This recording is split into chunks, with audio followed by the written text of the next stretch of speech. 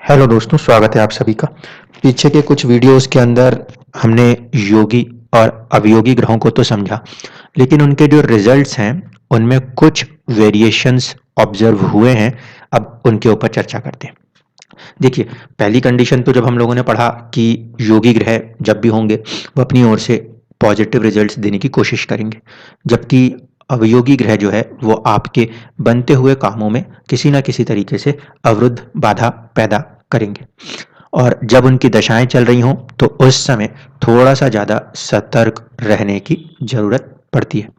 लेकिन एक चार्ट थोड़ा सा अलग डायरेक्शन में गया और उसके बाद फिर ये ऑब्जर्वेशन लेनी पड़ी कि अवयोगी ग्रह की दशा में भी आर्थिक उन्नति हो सकती है। इसीलिए इस वीडियो को बना रहा हूं जिसमें कि योगी और अवयोगी के साथ साथ कुछ और बारीक चीज़ों को भी हमें अब ऑब्जर्व करना पड़ेगा। तो चलिए शुरुआत करते हैं आज के इस वीडियो की। ये सबसे पहला जो चार्ट आपके सामने है, यहाँ पे अगर हम बात करें तो हम देखते हैं कि योगी ग्रह जो है वो है मंगल, सहयोगी जो है वो है शुक्र और अवयोगी जो है वो है केतु।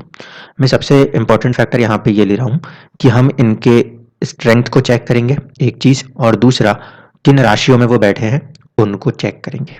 ठीक है, क्योंकि जब कोई ग्रह किसी राशि में बैठता है तो राशि का जो डिस्पोजिटर है या उसका जो लॉर्ड है वो कहीं ना कहीं सक्षम है उस ग्रह के फल को अपनी तरीके से थोड़ा सा चेंज कर पाने में। तो यहाँ पे दोनों तीनों चीज़ों को देखना है। एक, आपके पास प्लेनेट में कितनी स्ट्रेंथ है, दूसरा कि वो किस राशि में बैठा है। तो यहाँ पे हम देखें तो अवयोगी जो ग्रह था वो केतु था। केतु की दशा में बहुत ही ज़्यादा बड़े लेवल्स पे परेशानियां आई। अब केतु जो है वो बैठा है शुक्र की राशि में जो कि सहयोगी भी है। तो यहाँ पर योगी और सहयोगी के साथ साथ अगर हम देखना चाहें तो हमें समझ में आता है, पहली कंडीशन ये कि अगर कुंडली के अंदर आपका अवयोगी ग्रह बलवान हो जाए कंपेयर टू योगी ग्रह, तो उस कंडीशन में आपको चुनौतियां ज्यादा देखने को मिलेंगी। ठीक है, अब सारी स्टडी कंपेरेटिव्स होगी। यहाँ पे सबसे पहले हम देख रहे हैं कि केतु का बल और मंगल, क्योंकि योगी वर्सेस अवयोगी चलेगा, सहयोगी तो सपोर्टर है। तो यहाँ पे हमने जब देखा तो केतु के पास विमशोपक बल, क्योंकि षडबल होता नहीं केतु में, तो केतु के पास जो विमशोपक बल है वो है 12 पॉइंट्स का, जबकि इस कुंडली के योगी ग्रह मंगल के पास जो बल है वो है 11.1 का। ऐसे स्थिति में अवयोगी जो था वो एक्चुअल में योगी के ऊपर हावी हो गया, इसलिए उसकी दशा काफी ज्यादा डिस्टर्बिंग रही। इवन दो कि मंगल यहाँ पे डायरेक्शनल स्ट्रेंथ लिए हुए है, षडबल में तो ये ठीक होगा, लेकिन विमशोपक बल जो है वो अलग अलग इंपॉर्टेंट डिविजनल चार्ट से निकला हुआ बल है। इसीलिए जब हम अपनी दशाओं को देखेंगे तो दशाओं में विमशोपक बल क्योंकि अलग अलग वर्ग कुंडलियों में अपने प्रभाव को दर्शाता है, दशा के समय विमशोपक बल का होना समझना ज्यादा जरूरी होता है। अब दूसरी चीज देख लीजिए, इस कुंडली के अंदर, इस कुंडली में जो सहयोगी है वो है शुक्र और उसकी राशि में जाके बैठे हुए हैं केतुदेव। तो सहयोगी होने के कारण शुक्र जो है वो कुछ प्रभाव करने की कोशिश करेंगे, कुछ लिमिट करने की कोशिश करेंगे, लेकिन जो डिस्पोजिटर है वो इस केतु के 12 पॉइंट के कंपेयर में कमजोर है, 11.5 है। तो ऐसे स्थिति में यहाँ पर केतु का जो प्रभाव रहा वो बहुत अच्छा नहीं रहा, क्योंकि ना तो सहयोगी ना ही योगी उसको कंट्रोल कर पा रहे थे, और जिस राशि में बैठा था उसका डिस्पोजिटर सहयोगी होने के कारण प्रयास तो कर रहा था लेकिन पूरी तरीके से वो भी सक्सेसफुल नहीं हो पाए। दूसरी चीज, अगली राशि अगली कुंडली देखते हैं। इस कुंडली में हमने देखा तो राहु जो है ये पंचम भाव में बैठे हुए थे, कई सारे ग्रहों के साथ इनकी युति थी। ठीक है, इस कुंडली में भी हम देखें योगी हैं केतु, ठीक, सहयोगी जो है वो है मंगल और अवयोगी जो है वो है राहु। तो यहाँ पे पंचम भाव में जब राहु आए, ठीक है, और हमने ऐसा भी पढ़ के रखा है कि केंद्र त्रिकोण में तो ग्रह फिर भी अच्छे हो जाते हैं, लेकिन यहाँ पे ऐसी चीजें नहीं बनती हुई दिखी। प्रॉब्लम्स क्या है अब इसको देखिए। इस कुंडली के अंदर योगी ग्रह जो है वो तो केतु है, वो अपनी जगह ठीक बैठे, और सहयोगी जो है वो है मंगल, वो भले नीच राशिस्थ हैं लेकिन फिर भी ठीक है, क्योंकि एक बात हम कहें 11th का संबंध जो है सेकंड से हो तो धन योग बनता है, तो व्यापारी तो इस योग ने बना दिया। लेकिन इस कुंडली के अंदर क्या चुनौती खड़ी है अब देखिए। जब हम स्ट्रेंथ चेक करते हैं तो इनका जो योगी है वो 9.3 है, जबकि इनका जो अवयोगी है वो 11.7 है। अब सहयोगी है मंगल, मंगल जो है वो कहीं ना कहीं राहु से थोड़ा सा ज़्यादा बलवान है 11.9। इसलिए यहाँ पे स्थिति ये बनती है कि योगी के तुलना में सहयोगी जो है वो सपोर्ट कर रहा है। मंगल जो है वो अपनी ओर से चीज़ों को रोकने का प्रयास करेगा, ठीक है, जबकि राहु का बलवान होना कंपेयर टू योगी, चुनौतियां राहु की दशा में देखने को मिली। जब जब भी राहु किसी भी रूप में आता है वहां पे यहाँ पे आपको सतर्क रहना चाहिए। यहाँ पे राहु ने कई सारे ग्रहों से संबंध किया, जिस पर्टिकुलर राशि में वो बैठे हैं उस राशि का ना तो कोई योगी से संबंध है ना सहयोगी से संबंध है, इसीलिए राहु यहाँ पे पूरी तरीके से इंडिपेंडेंट है अपने रिजल्ट को करने में। वो अपनी फ्रीडम से, अपनी आज़ादी से अपने काम कर सकते हैं, क्योंकि अवयोगी ग्रह के ऊपर कोई दूसरा ग्रह, डिस्पोजिटर की जो हम बात कर रहे हैं शुक्र, वो उसे नहीं रोक रहे, क्योंकि ना तो वो योगी है ना वो सहयोगी है। अब देखते हैं अगली कुंडली। ये कुंडली आई और इस कुंडली में राहु की दशा में इंसान ने तरक्की करी। एक तरफ से शनि और राहु पितृ जैसे दोषों को भी दर्शाता है, उसके बावजूद तरक्की दिखती है। पहली कंडीशन ये समझ में आती है कि गुरु जैसा जो शुभ ग्रह है वो उच्च राशिस्थ होकर लगन में विराजमान है, इसलिए भी चीज़ें सपोर्टिव हैं और दृष्टियों से कहीं ना कहीं कुछ उन्होंने पॉजिटिविटी दी हुई है। लगन के दोनों तरफ शुभ ग्रह बैठे हुए थे, इसीलिए भी लाइफ में एक पॉजिटिविटी बनती हुई दिखाई देती थी। लेकिन बात ये थी कि अगर बाकियों की जिंदगी में आपका अवयोगी की दशाओं ने परेशान किया, तो इस कुंडली ने सवाल खड़े कर दिए कि अवयोगी की दशा में भी उन्नति कैसे हो सकती है। ठीक है, इस चार्ट को जरा ध्यान से समझ लीजिए। इस चार्ट के अंदर अवयोगी जो है वो है राहु, ठीक है, सहयोगी जो है वो है गुरु और योगी जो है वो है केतु। इस कुंडली में अवयोगी जो है पहले तो उसका स्ट्रेंथ कम पड़ रहा, ठीक, किसके तुलना में? योगी के तुलना में, पहली कंडीशन।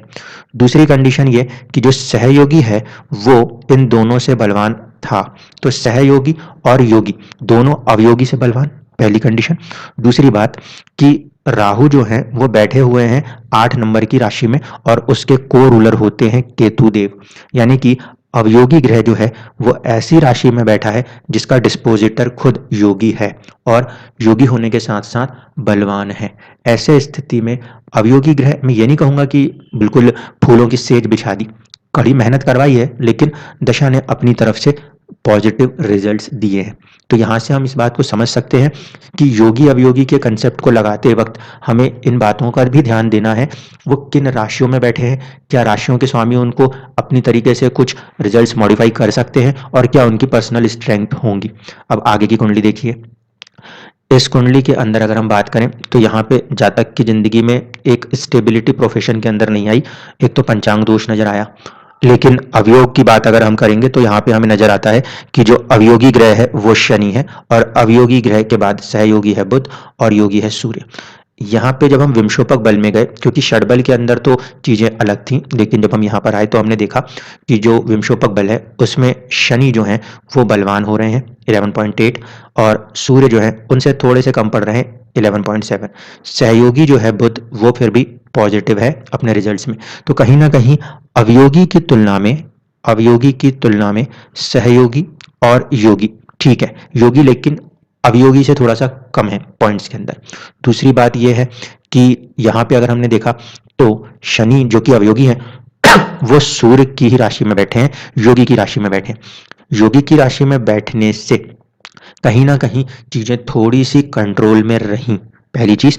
लेकिन वही है कि सूर्य का बल कंपेयर टू शनि थोड़ा सा कम है, इसीलिए संघर्ष ज्यादा है, चुनौतियां ज्यादा है। ऐसा तो नहीं कहेंगे कि बहुत ज्यादा परेशान किया, हाँ थोड़ा सा परेशान कहीं ना कहीं यहाँ पे अवयोगी ने किया हुआ है। यहाँ पे हम ये देख रहे हैं कि अवयोगी का जो डिस्पोजिटर है वो खुद योगी तो है, लेकिन अवयोगी और योगी को कंपेयर करें तो अवयोगी जो है वो बल में थोड़ा सा बलवान हो गया है योगी के तुलना में। सहयोगी जो है बुध वो साथ में है आपके योगी के, इसीलिए वो भी अपनी ओर से पॉजिटिव एनर्जी के साथ कार्य करने का प्रयास करते हैं। इसके बाद ये आखिरी कुंडली देख लीजिए। यहाँ पर जब हमने देखा तो योगी ग्रह थे शनि, सहयोगी थे मंगल और अवयोगी जो थे वो थे चंद्रमा। इस कुंडली के अंदर जब हम देखते हैं तो शनि जो है वो चंद्रमा की राशि में बैठे हैं और चंद्रमा जो है वो बलवान है। यहाँ पे अगर आप ध्यान से देखोगे तो आपको नजर आएगा योगी और अवयोगी के बीच के युद्ध स्थिति को समझना है।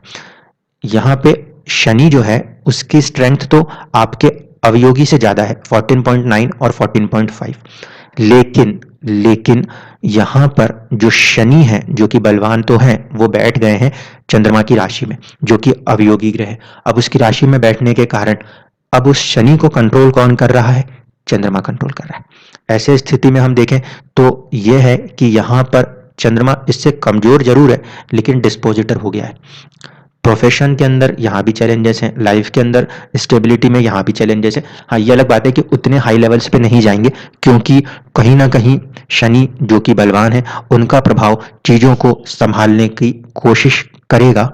लेकिन जब षडबल इनका देखा गया तो वहाँ पे षडबल के अंदर चंद्रमा जो है वो बलवान हुआ शनि की तुलना में।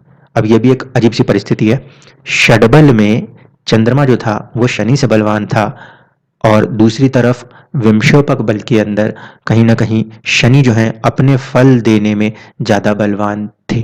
अब इस कुंडली में शनि का बलवान होना विंशोपक बल लेकर, ये इस बात को दर्शाता है कि जिंदगी में बहुत ही ज्यादा